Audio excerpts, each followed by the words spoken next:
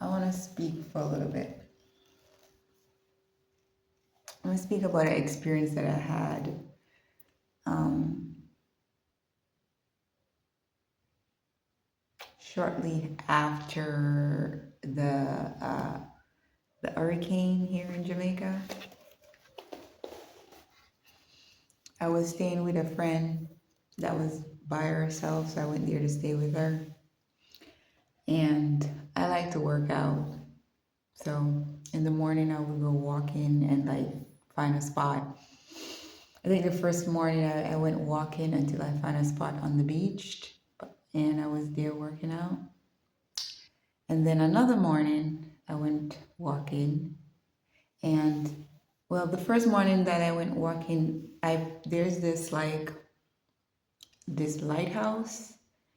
in Negril on West End, and there's some big cotton trees there. And I passed it and I'm looking at these cotton trees and I'm like, wow, I wanted to go over there and just sit with the trees, right? So there was a gentleman over there who was, I think, like cleaning up after the hurricane. And I went over there and I asked for permission if I could go and visit the tree. And he said it was okay. And we spoke like afterwards briefly, and then I left. And another morning I went walking, but this time I didn't want to walk as far down as I did before. So I went back over to the place because the guy was there cleaning up. And I asked if I could work out over there. So anyway, he said it was okay. I worked out over there. And then when I finished, I climbed down on the rocks because there's these rocks that you could climb down that goes down into the ocean. So I climbed down on the rocks and I went down by the ocean where the water comes in on the rocks. And because it was like, it's right after the hurricane, a lot of like the hotels and a lot of the like the beachside restaurants and things were like closed. So there was like no one there and there was no real activity in the water. So I have this fear of drowning, right? So, and I really don't know how to swim. So I have this fear of drowning. So I decided I was going to stay down there, get comfortable, and communicate with the water, right? About my fear, just talk. And I don't know, I felt like I got real comfortable where I decided I was going to take off my shorts and I'm going to sit in the water, with no bottoms on, just my top, my workout top. Anyway, so I did that and I sat there for a while and then I decided to be a little bit brave and I climb up on the rocks.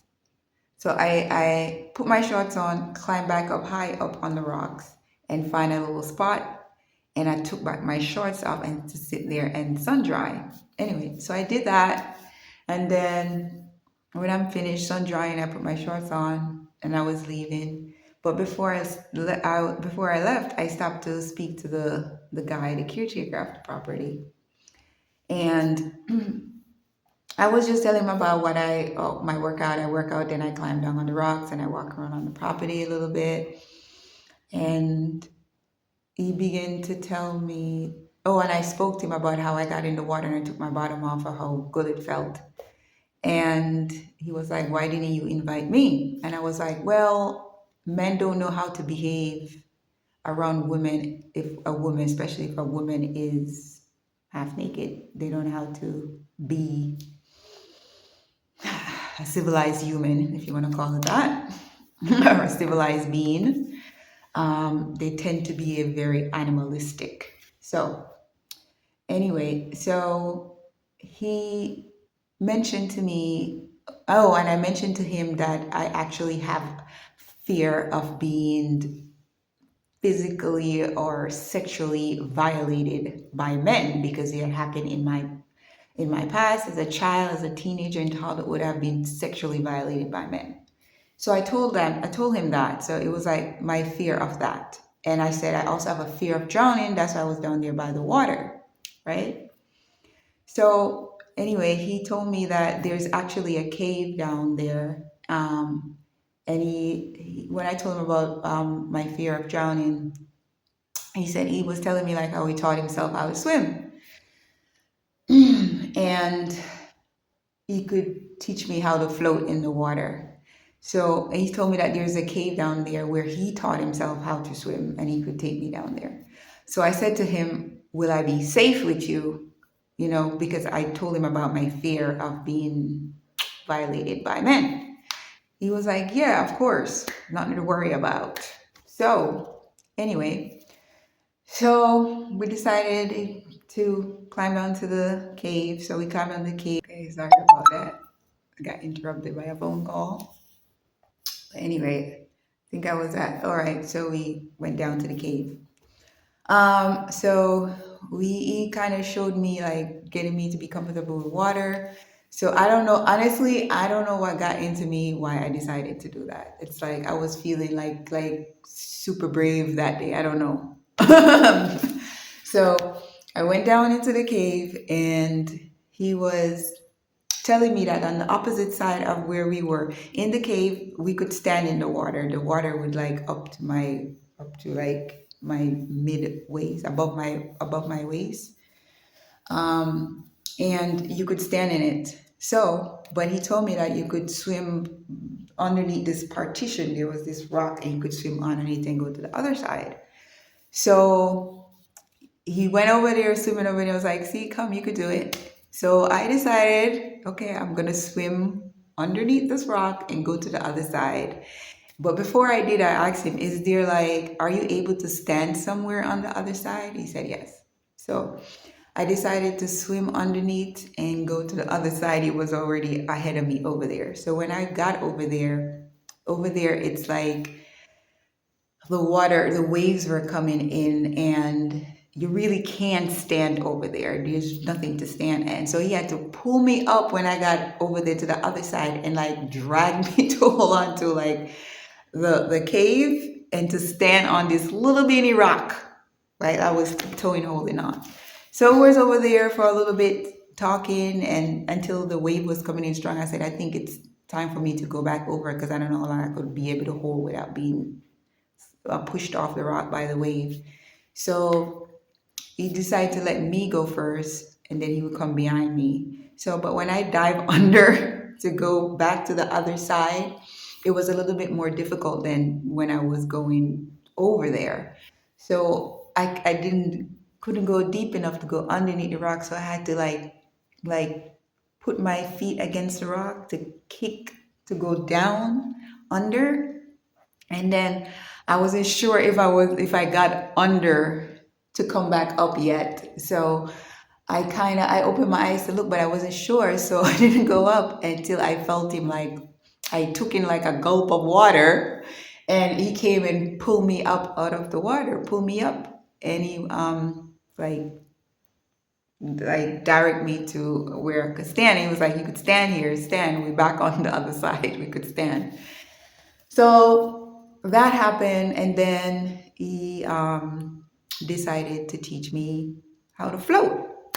So we was there and he was teaching me how to float in the water. So I was very relaxed. I relaxed with this person. And I was floating. It was when he was teaching me, I was floating because I felt confident because he told me he also go diving by himself into the deep ocean diving. So that's why I kind of felt super safe with this person. Like, oh, you know what he's doing. And yeah, so that was going on until We were there, I'm comfortable, and then I said to him, "You see, you could actually swim naked here because no one's really gonna see you, and it feels super nice in the water when you actually swim with no clothes." So he was feeling, I guess, shy about it. So I said, "All right, I'm gonna show you that it's okay." So I took off my bottom while I'm in the water, right? And so he took off his bottom. Now he's comfortable to go. So we're there talking until I decide. I got this feeling like it's time to go. So I decided to grab my shorts, started to put on my shorts, and this is when he was like, "Where you going? Why are you leaving?" I'm like, "It's time to go back up. I want to go back up. My friend is waiting on me, and it's time for me to go back. I've been out for a while." But anyway, I'm gonna try to cut this part short. Basically, he kind of grabbed my shorts and tried to pull it down, prevent me from putting it on, pulling it up all the way. But I did pull it up, and I there was like an area in the water where it has a rock where you could go up and sit. So I was pulling myself up on that to get up to come out, and that's where he like grabbed my shorts and pull it. And I'm gonna say he did touch me down there. It's kind of explicit, but anyway, I'm not gonna get too deep into that part. And I was like, "Whoa, stop! What are you doing? This is not what this is about. I didn't come down here to do that." And he like put his hands, like I'm in the middle. I'm standing right here. He's in front of me, so he put his hand to block me from going either direction, right? And if I try to stand up, he would try to pull on my pants.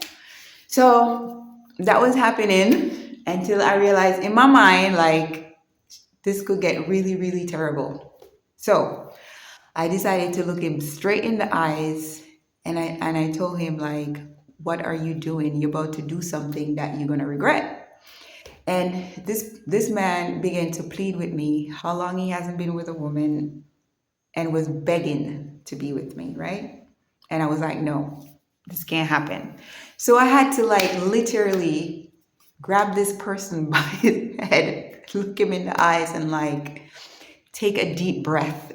Breathe in deeply, in and out. Take a deep breath. Take a deep breath and think. Just breathe in. This is me. Why this person is trying to violate me? I'm here calming this man down to relax. Anyway, by the, I don't know, I have angels around me, and it actually worked. Right? Where he started to actually think, because this man morphed into like, I don't even know, something totally different. It's like what do they call it? Jekyll and Hyde, is that the name? Like, yeah, it's like personality just totally flipped, just switched. I didn't even know what the hell happened. So I had to remain calm to calm this person down. Anyway, so he calmed down, he moved his hand. So I'm like hurrying to get out the cave. But at some point, he's still trying to prevent me, come in front of me, trying to prevent me to get out of the cave. But at all means, I'm trying to get him out of the way so we could get out of the cave and climb back up. So, so at the same time, I have to be, he's saying like he doesn't know what had gotten into him. And I'm like, "It's okay. It didn't happen. Let's just go back up before anything happened." And while we were walking out the cave, when we came outside of the cave and he's walking down through the rocks, he fell in between a stone and hit between his groin. And in my mind, I wanted to laugh and like, see, God is punishing you right away. But since I'm still down there, I didn't want to say anything that would tick him off. So I'm like, "Are you okay? Are you okay?" Anyway, and then he fell one more time again, and I'm like, "Oh shit, okay." So anyway, he kept stumbling as we were between the rocks as we were leaving, and at some point he still was trying to prevent me from going up on the ladder to climb back up. But I managed to talk to him. We climbed back up on the ladder, and that was, some things transpire. He's apologizing, blah blah blah. I left, and I haven't went exercising, walking back over there again since then. never went back. So that happened. And the reason why I'm telling this story is because today I'm like sitting here in my sound healing space, and I'm thinking, like, not thinking, but I was feeling into my body, and I felt this thing in my mind, in my brain, like, I don't know how to describe it. It's just like I wasn't safe. My brain, I feel like my brain it felt like it wasn't safe. Like my body is not safe, and I could feel it in my brain, right? So I'm here talking to my body, telling my body it's safe. It's safe. It's safe. It's safe. You're safe. You're safe. You're safe. And I'm here just speaking to my body until a flood of tears start coming, right? So now I decided, or inspired, I was inspired to write something. And this is what I wrote. So I'm just going to share what I wrote. And it's go like this.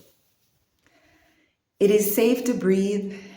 It is safe to laugh. It is safe to feel. It's safe to cry. It is safe to scream. It is safe to be yourself. It is safe to express yourself. It is safe to express your emotions. It is safe to dance. It is safe to sing.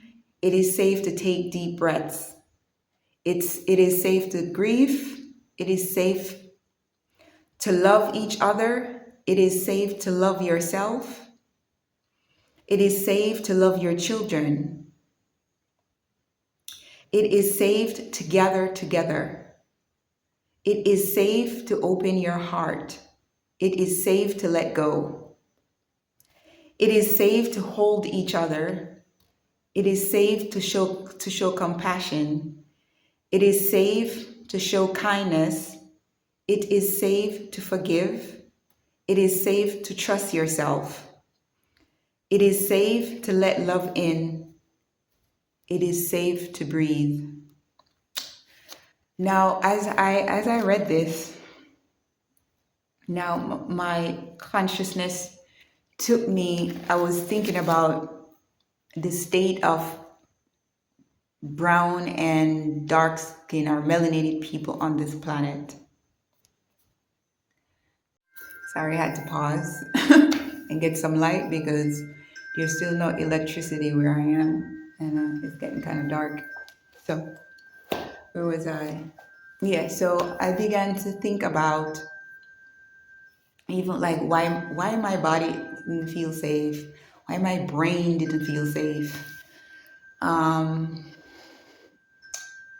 And yeah, I was thinking about our experience on this planet, and it brought me back to like when we were enslaved, our ancestors. And I was thinking about the experience that we have experienced on this planet during slavery, or any other time in history that I don't know about, where we experience a great deal of trauma. And if you think about like during slavery, right? How women, black women, I hate that term, but I'm just going to use that, how black women was treated, how black men was treated, and how we were looked at and treated as we are not humans, we're less than, right? That we're some inferior beings. And I thought about like how we were treated, like by how we were raped by the people who enslaved us, the men, and how we were the men were used to breed the women to have more slaves. Oh, and how, you know, when we weren't allowed to marry each other, or if you are, like, even if we're married to each other, the colonizer can come and rape your woman and take your woman. and the man has to watch this. And then I'm thinking about how when we have children, how they will come and rip apart our children from us and take them and sold them into slavery. So they like separating the family. And I'm thinking about just the fear that, just the fear of existing, the fear of your children being taken away from you, your fear of your wife being raped or you being killed. And I'm thinking about this is all the fear from generations ago that we inherited and take on within our own DNA, within our body. And we still experience it even today, but I'm gonna get into that. But when it was being done to us, I mean, some women have to stand there and watch the men not being able to do anything when they were being raped, when they were being abused, when they were being beaten. You know, we have to watch this. We saw all of this. We took on all of that trauma, you know, within ourselves, within our consciousness. So I'm thinking about that, and I'm like, the lack of safety and fear that was inflicted within us to keep us in like a perpetual state of fear. And we didn't feel safe. We weren't safe within our body. We weren't safe knowing that we will have our children that will grow up with us. We weren't safe that our husband or our mate will still be alive. We weren't safe feel safe that our wife will be safe or if they won't be raped. So all of these things is what we are holding on to. And when so-called slavery was over, where was where was the therapy that was given to us? There was no therapy. So we just pick up and continue on with more trauma added on to that, with civil rights movement and all of those things. Just imagine, just think about what happened during civil rights movement and imagine all the trauma that we taken within in our physical body, within our consciousness, within our mind, right? All the abuse, all our language being taken away from we, our culture, our way of practicing medicine, of just living.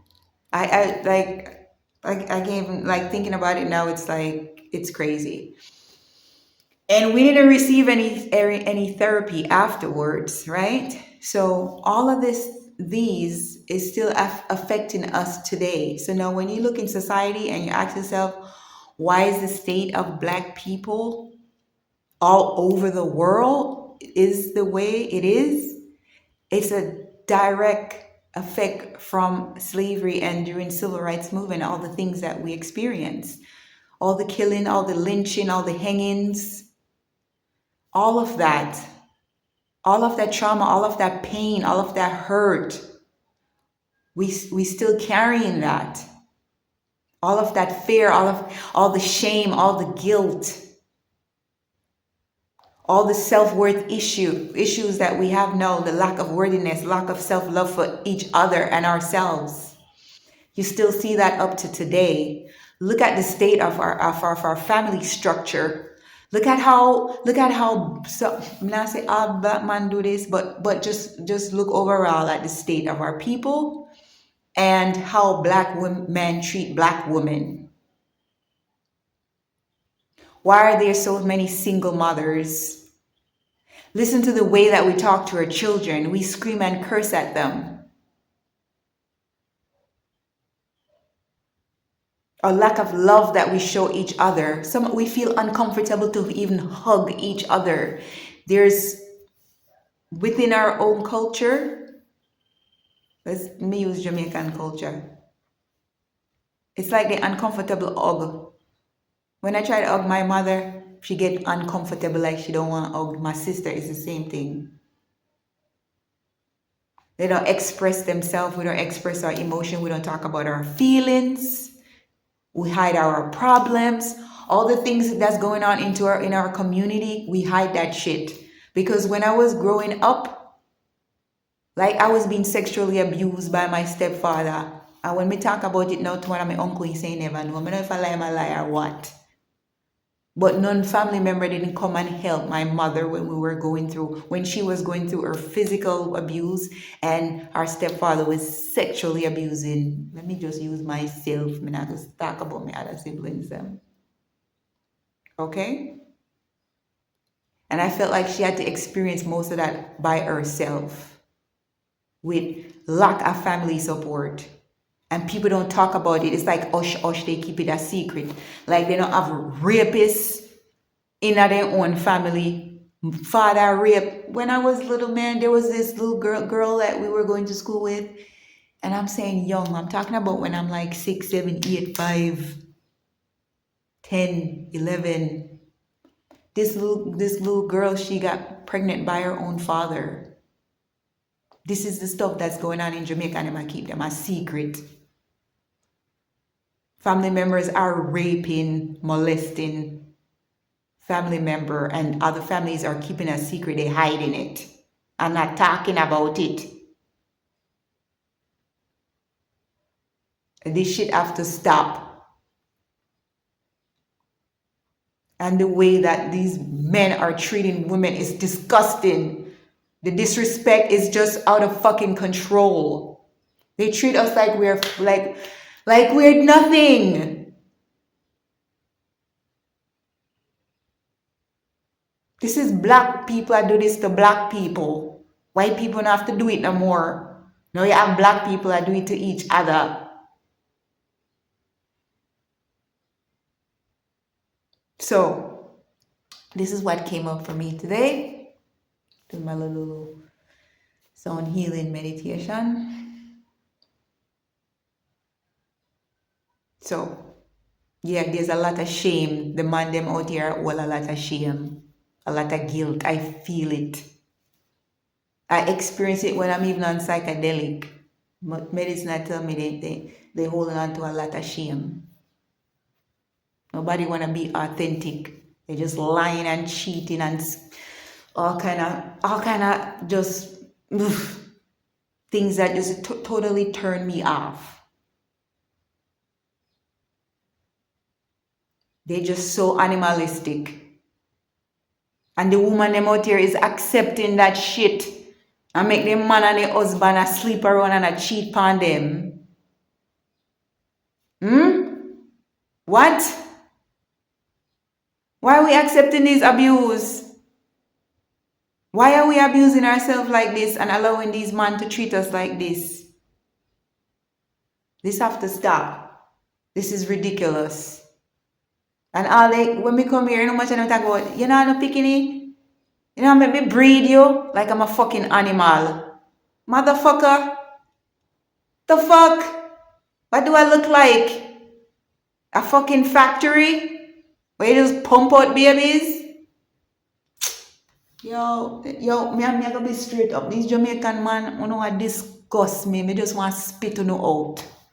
You too, oh my God, you need to work on yourself. It's disgusting.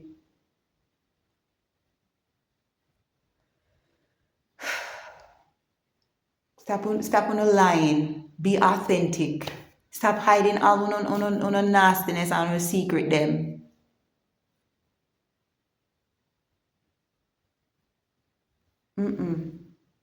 Jesus.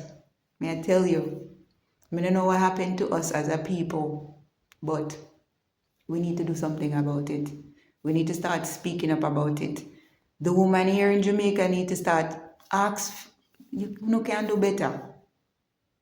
If you not ask for better, then they're not going to do any better. They're going to continue with all of their fuckery.